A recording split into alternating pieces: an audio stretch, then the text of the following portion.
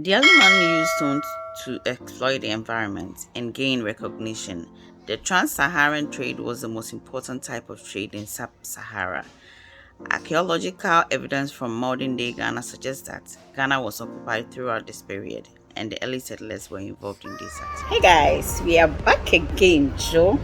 So today's video has brought us to nowhere than the National Museum Gallery.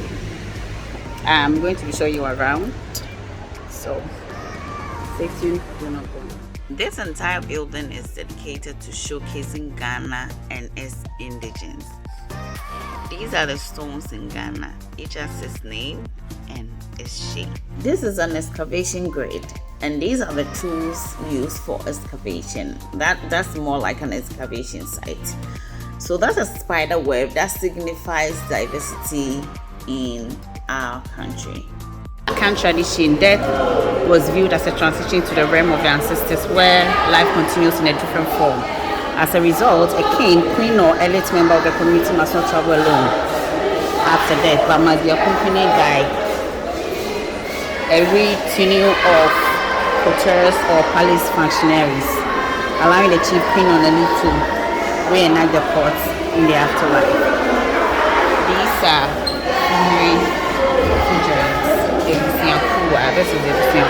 this is how you are dressed when they are celebrating the This is how the women dress.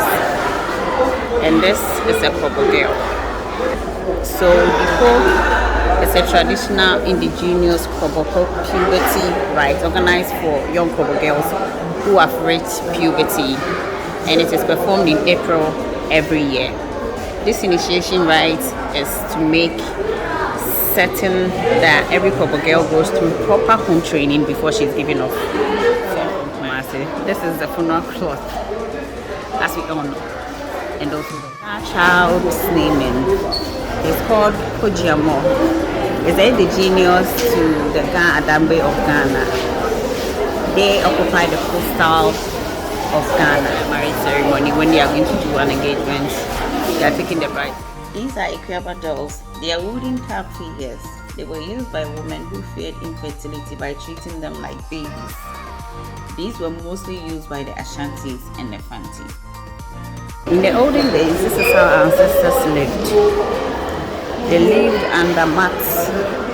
And the lamp, this is a lamp that was used as light. This is a pot, kuku. This is what we used to cook inside. This was their fire. The calabash for keeping food, drinks. This is called a mortar and a pestle. You can use it to pound palm, kernel, or even and other foodstuffs. These are corn hats. So you pull hats, the hats from the corn we use. And this is a basket for keeping stuff. And at the back there, these are the ladles and straws used as to cover so that rain will not. These are Asafu groups which have existed since the 17th century. They are traditional military, social and political organizations among the Fantis of the Cape Coast. This is Pusuban. They are shrine houses for the Asafu groups and also serve as the group's assembling points. This is Tobe Nyodifia Sefaskusi Bansa. He is the king of Hohoi Volta region. This is Nanase Ofori Ata the First. He was the Ochehene of the Achim Ikuapim Eastern region. This was taken on 22nd of June 19. Architecture. It was taken in Tamale. These are all northern architecture. This is how a northern man dresses in his full with the boots, and this is what the king sits on. That's like you see it around these days. And this is drum. That's the northern. This is the Ashanti traditional buildings before the 18th century. This is how the Ashanti traditional buildings was.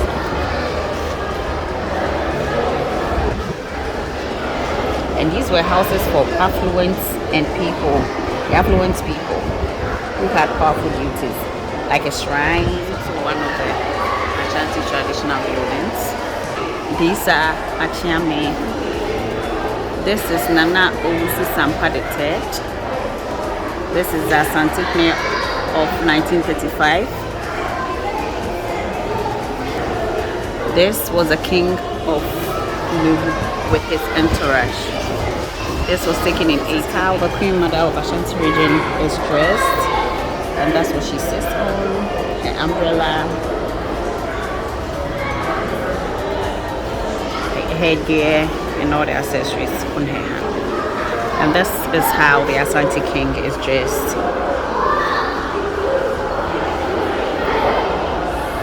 These are clan staff. Clan staff is an important institution in the traditional Ghanaian society that is bound together by family ties and ancestry. It is an extended family system made up of people who can trace their ancestry back to a common ancestor. Their totem is a dog. It symbolizes honesty and industrious. B is the Agona. Their totem is a parrot. It symbolizes qualities, eloquence, and perfect management. The clan C is the Asuna, which is a crow. It symbolizes statesmanship and patriotism. The D is the Brito clan, which is a leopard. It symbolizes bravery and aggressiveness. The E is a corner, which is a buffalo. It symbolizes honesty and uprightness.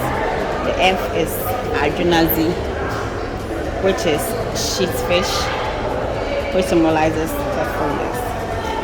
And the G is Abraze, which is plantain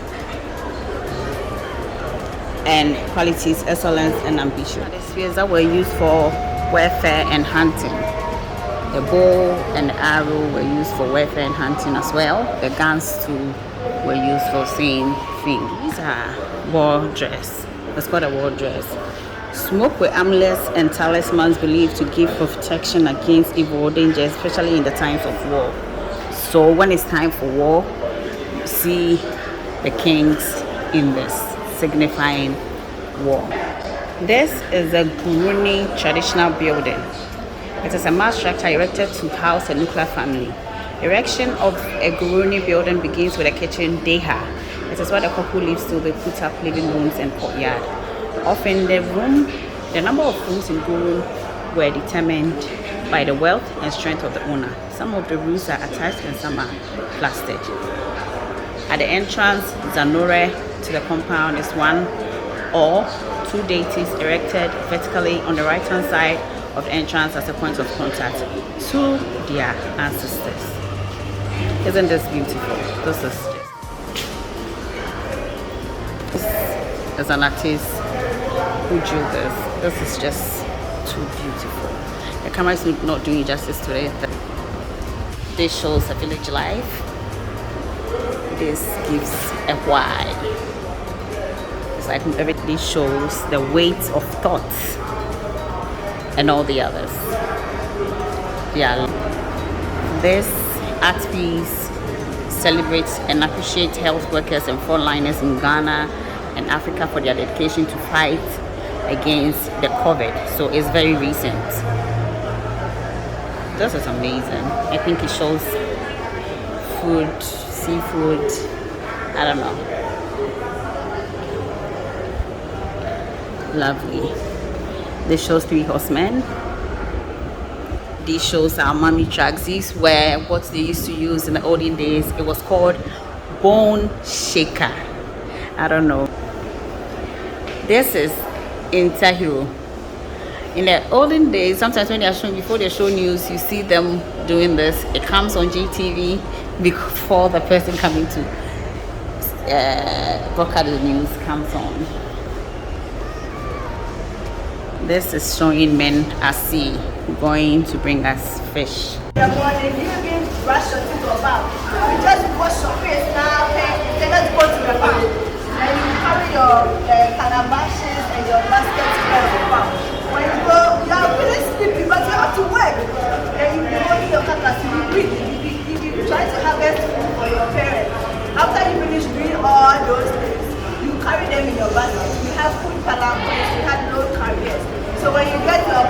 your body, when you get your plantain and your coconut and all these things, your firewood, you pack them in them. Minerals. This is a silver manila, and these are stone manila.